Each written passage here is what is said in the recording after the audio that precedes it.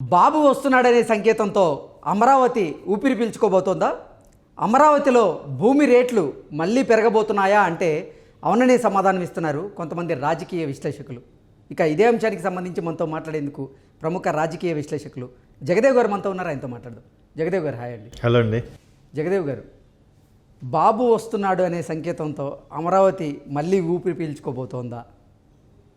బాహుబలిలో ఒక డైలాగ్ ఉంటుంది, అవును, మాహిష్మతి ఊపిరి పీల్చుకో బాహుబలి తిరిగి వచ్చాడు అని. ఇప్పుడు మళ్ళీ బాబు వస్తున్నారనే సంకేతంతో అమరావతి ఊపిరి పీల్చుకోబోతోందా? అమరావతి చుట్టుపక్కల భూమి రేట్లు మళ్ళీ పెరుగుతున్నాయనే సంకేతం ఎందుకు వస్తుంది? దానికి కారణం ఏంటి అంటే ఏం చెప్తారు? అదేనండి, ఇప్పుడు మీరు క్వశ్చన్లోనే ఆన్సర్ ఉంది. మాహిష్మతి ఊపిరి పీల్చుకో బాహుబలి తిరిగి వచ్చాడు అంటుంది ఆవిడ. వల్లి, ఏం వల్లి సంథింగ్, దేవసేన దేవసేన, సారీ శ్రీవల్లి కాదు, దేవసేన అన్నప్పుడు సేమ్ అదే డైలాగ్ ఇక్కడ అమరావతి ఊపిరి పీల్చుకో బాబు మళ్ళీ వస్తున్నారు అన్నట్టుగా. అంటే ఈ విధంగా ఆల్రెడీ హోర్డింగ్లు కూడా పెట్టడం జరిగింది అక్కడ, మీరు అబ్జర్వ్ చేస్తే.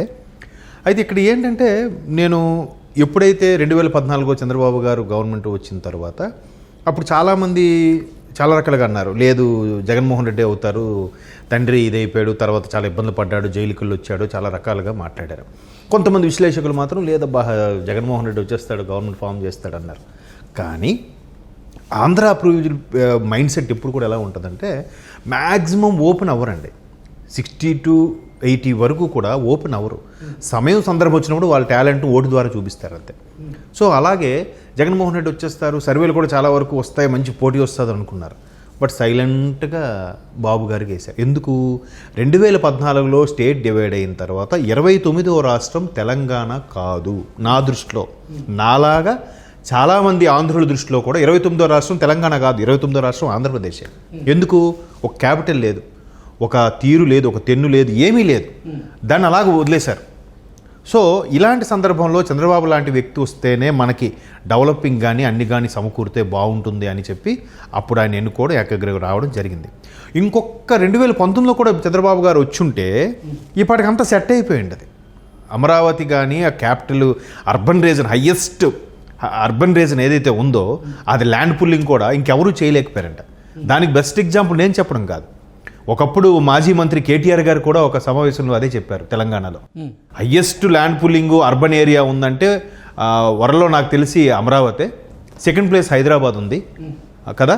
మరి అలాంటప్పుడు అటువంటి అమరావతి అఫ్కోర్స్ అది ఇప్పుడు ఫస్ట్ ప్లేస్ అవ్వదు అనుకోండి, అది ఆగిపోయింది అని అన్నాడు. అంటే మరి అంత ఎవరికి ఏమీ చెల్లించకుండా కేవలం రైతుల్ని భూస్వాముల్ని ఒప్పించి ఎంతమంది ల్యాండ్ పుల్లింగ్ చేసి అందరికీ సెటిల్ చేసి ఎంత బాగా చేద్దాం అనుకున్న కాన్సెప్ట్ని మొత్తం తొంగలో తొక్కి నాశనం చేశారుగా.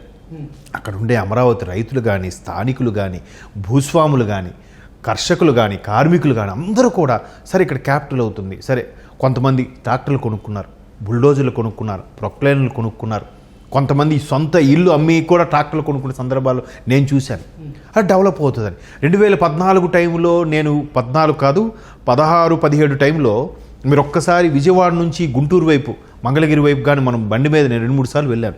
వెళ్తే అక్కడొక టవరు అలా అపార్ట్మెంట్స్ దారి పొడవునా, అసలు సిటీ ఎండ్ అవ్వలేదురా బాబు అన్నట్టు అనిపించింది హైదరాబాద్ రేంజ్లో.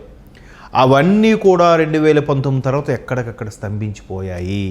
కేవలం వాళ్ళ ఆశల మీద నీళ్ళు చల్లడానికి మాత్రమే 3 రాజధానుల కాన్సెప్ట్ తీసుకొచ్చారు కదా. పోనీ వైజాగ్ క్యాపిటల్ అన్నారు, వైజాగ్ క్యాపిటల్ అయినప్పుడు వైజాగ్లో ఇల్లు కట్టుకుని అక్కడే ఉండొచ్చుగా, గెస్ట్ హౌస్లో ఉండొచ్చుగా, లేదంటే ఎక్కడైనా అద్దెకు తీసుకొని ఉండొచ్చుగా. ఇక్కడ తాడేపల్లి ఎందుకు సెటిల్ అయ్యారు మరి? అంటే వైజాగ్ వెళ్ళడం మీకు ఇష్టం లేదు, అలా అని ఇక్కడ ఉండడం బాగు చేయడం కూడా ఇష్టం లేదు. ఆ చంద్రబాబు గారి కాన్సెప్ట్ని నాశనం చేయడానికే, చంద్రబాబు గారి కాన్సెప్ట్ని కేవలం తొంగలో తొక్కడానికే ఈ కాన్సెప్ట్ తీసుకొచ్చారు 3 రాజధానులు కదా. సో దీనివల్ల ఆ రోజు నుంచి ఈ రోజు వరకు కూడా అమరావతి రైతులు ఎన్ని ధర్నాలు, పాదయాత్రలు, కాల్పులకు కూడా దేనికి భయపడకుండా ధర్నాలు చేస్తూనే ఉన్నారు కదా. వాళ్ళు పొట్ట కొట్టిన, వాళ్ళు గుమ్మాలు కొట్టిన, ఆఖరికి తిరుపతి వరకు కాలినడకను వెళ్ళడం, ఇటు అరసవిల్లి వరకు, అంటే ఉత్తరాంధ్రలో శ్రీకాకుళం నుంచి ఆ చిత్తూరు వరకు కూడా మొత్తం పాదయాత్రలు చేసి ఇంతగా ధర్నాలు చేసినా కూడా ఎక్కడ ఎవరు చెల్లించలేదు, ఎవరు పట్టించుకోలేదు. సో ఇప్పుడు మళ్ళీ ఇంకా కేవలం 2-3 నెలల్లో ఎలక్షన్స్ రాబోతున్నాయి. ఈ ఎలక్షన్స్లో ఖచ్చితంగా చంద్రబాబు గారు వస్తారు అని ఆల్రెడీ ఎగ్జిట్ పోల్స్ చెప్తున్నాయి, సర్వేలు చెప్తున్నాయి, జనాల నాడి చెప్తుంది, ఎక్కడికెక్కడ ఏ కథా కార్యక్రమాలకు వెళ్ళినా కూడా ఇదే చర్చ జరుగుతుంది. ఎస్పెషల్లీ ఎంప్లాయీస్ అయితే పూర్తి స్థాయి వ్యతిరేకతలో ఉన్నారు. ఇలాంటి సందర్భంలో అక్కడ ఎంతమంది మార్చినా ఎంతమంది వచ్చినా కూడా టీడీపీ జనసేన అలయన్సే గెలుస్తుంది, ఖచ్చితంగా గవర్నమెంట్ ఫామ్ చేస్తుంది అనేది ఫిక్స్. సో అందుకు ఆ ఆనందంతో మళ్ళీ బాబు వస్తే ఖచ్చితంగా మంగళగిరి, అమరావతి రీజియన్ మొత్తం కూడా ఒక్కసారి మీరు ఇంకా హైదరాబాద్ను కూడా పట్టుకోలేమేమో మేబీ అన్న స్థాయిలో డెవలపింగ్కి ఛాన్స్ ఉంటుంది. కాబట్టి ఇకపై రేట్లు పెరిగే అవకాశం ఉంది. ఇప్పటి నుంచే వాళ్ళు ఆల్రెడీ ఎంతసేపు అండి అయిపోయింది, 23 అయిపోయింది, 24 వచ్చేస్తుంది 2 రోజులు, 2024 కదా. సంక్రాంతిలా చూస్తుండగా సంక్రాంతి అయిపోయిందంటే ఇంక మధ్యలో 2 నెలలు ఉన్నట్టే. కొత్త గవర్నమెంట్ ఫామ్ అని ఫిబ్రవరి, మార్చ్, ఈలోకి ఎలక్షన్ కూడా అమల్లోకి వచ్చేస్తుంది. ఇంకేముంటుంది? సో ప్రజలు ఈసారైనా తెలివిగా నడుచుకొని బాగా ఇది అమరావతి ప్రజలు ఏదైతే ఆశిస్తున్నారో అలాగే బాబు గారిని కూడా తీసుకొస్తే ఖచ్చితంగా రాష్ట్రం మళ్ళీ బాగుపడుతుంది. ఒక్కసారి 5 ఏళ్ళు వెనక్కి వెళ్ళిపోయిందని నా అభిప్రాయం. 5 ఏళ్ళు వెనక్కి వెళ్ళిపోయింది కాబట్టి మళ్ళీ ఈ 5 ఏళ్ళు తర్వాత మళ్ళీ ఇచ్చిన అవకాశాన్ని సద్వినియోగం చేసి చక్కగా చేస్తారని అనుకుంటున్నారు. కాబట్టి చంద్రబాబు వస్తారనే కాన్సెప్ట్ చాలా వరకు మన సర్వేలో కూడా చూస్తున్నాం కూడా. ఆఫ్టర్ చంద్రబాబు గారు అరెస్టు, బిఫోర్ చంద్రబాబు గారు అరెస్టే మనకు క్లారిటీ వచ్చేసింది. చంద్రబాబు గారు అరెస్ట్ తర్వాత చాలా సమీకరణాలు మారిపోయాయి, చాలా వరకు ఫేవర్ అయింది. ఇప్పుడు అందులో పార్టీ వైసీపీలో ఉన్న వాళ్ళు కూడా చాలా వరకు పోటీ చేయడానికి సుముఖత వ్యక్తం చేయడం లేదు. టికెట్ ఇచ్చినా ఇవ్వకపోయినా కాముగా ఉంటే చాలు అనుకునే పరిస్థితిలో ఉన్నారు కదా. సో అలాంటప్పుడు వార్ వన్ సైడ్ అయిపోతుందిగా. టీడీపీ జనసేన అలయన్సే గెలిచే అవకాశం కూడా కనిపిస్తుంది. కాబట్టి అమరావతి ప్రజలైతే హ్యాపీగా ఊపిరి పీల్చుకుంటున్నారు. మళ్ళీ మీరు అన్నట్టుగా రేట్లు పెరిగే అవకాశం కనిపిస్తుంది. ఒకప్పుడు కూడా ఇదే రేట్ల అంశం మీద చాలా సందర్భాల్లో కేసీఆర్ గారు, కేటీఆర్ గారు కూడా వ్యంగ్యాస్త్రాలు వదిలారు ఆంధ్ర మీద. ఏమని? ఒకప్పుడు ఆంధ్రాలో 1 ఎకరం అమ్మితే తెలంగాణలో 10 ఎకరాలు కొనుక్కునే వాళ్ళం, బట్ ఇప్పుడు తెలంగాణలో 1 ఎకరా అమ్మితే ఆంధ్రాలో 10 ఎకరాలు కొనుక్కోవాల్సి వస్తుందని. అంటే ఇండైరెక్ట్గా జగన్మోహన్ రెడ్డి గారి ప్రభుత్వం గురించి వీళ్ళు కూడా వ్యంగ్యాస్త్రాలు వేశారు, వీళ్ళకి కూడా అర్థమైపోయిందిగా. సో ఇప్పుడు నెక్స్ట్ ఎలక్షన్స్లో టీడీపీ జనసేన అలయన్స్ వస్తుంది. అందుకు ఖచ్చితంగా మళ్ళీ బాగుపడుతున్న హోప్స్తో ఉన్నారు. కాబట్టి ఎప్పటి నుంచే గ్రౌండ్ వర్క్తో 3 నెలల ముందు నుంచే రేట్లు పెంచేస్తున్నారు. ఇప్పుడు కావాలంటే ఇప్పుడు కొనుక్కుంటే ఒక ₹1,00,000 తగ్గుతుందేమో సెంటు మీద. ఎలక్షన్స్ తర్వాత కొనుక్కుంటే మళ్ళీ మీరు కొనుక్కోలేరు.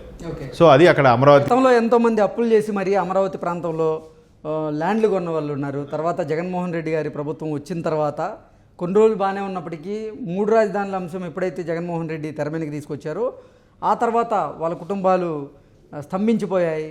మేము అప్పులు తీసుకొచ్చి మరీ ఇక్కడ ల్యాండ్ మీద ఇన్వెస్ట్ చేశాము, కానీ ఇప్పుడు ల్యాండ్ రేట్లు ఒక్కసారిగా పడిపోవడంతో మా కుటుంబం రోడ్డును పడాల్సినటువంటి పరిస్థితి వచ్చిందంటూ కూడా ఎంతోమంది వాపోయారు. మళ్ళీ వాళ్ళందరికీ మంచి రోజులు రాబోతున్నాయని భావించవచ్చా? నిజంగా చంద్రబాబు రాకతో అమరావతి ఊపిరి పీల్చుకోబోతోందా అంటే ఏం చెప్తారు?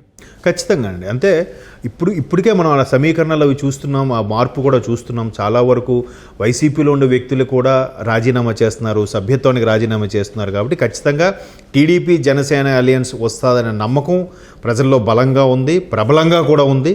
కాబట్టి మళ్ళీ ఇప్పుడు చంద్రబాబు అంటేనే జనరల్గా అందరూ అనేది డెవలప్కి మారుపేరు, విజనరీ పర్సన్ అంటారు కదా.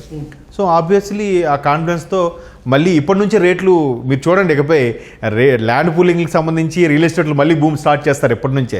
రేపు సంక్రాంతి నుంచే మళ్ళీ ఈ కోడి పందాలలాగా అవి కూడా స్టార్ట్ అయిపోతాయేమో మేబీ. సో ఖచ్చితంగా రేట్లు అయితే పెరుగుతాయండి. ఎందుకంటే ఇప్పుడు మనం మాదాపూర్, హైటెక్ సిటీ చూస్తే బికాజ్ ఆఫ్ చంద్రబాబు నాయుడు అని చాలామంది 100కి 90 మంది అంగీకరిస్తారు. 10 మంది మాత్రం ఏం కాదులే ఎప్పటి నుంచో ఉంది, నేదురుమల్లి జనార్దన్ రెడ్డి అప్పటి నుంచి చేశారు, నవాబుల నుంచి ఉందని, నవాబుల నుంచే డెవలప్ అయింది అనేది చెప్తారు. కానీ అవన్నీ కాదు. బట్ దానికి బీజం వేసింది మాత్రం చంద్రబాబుని మనం అంగీకరించాలి. సో ఆయన వస్తే మళ్ళీ ఖచ్చితంగా భూమి రేట్లు పెరుగుతాయి, డెవలప్మెంట్ కూడా బాగుంటుంది. Okay sir, thank you so much. Thank you.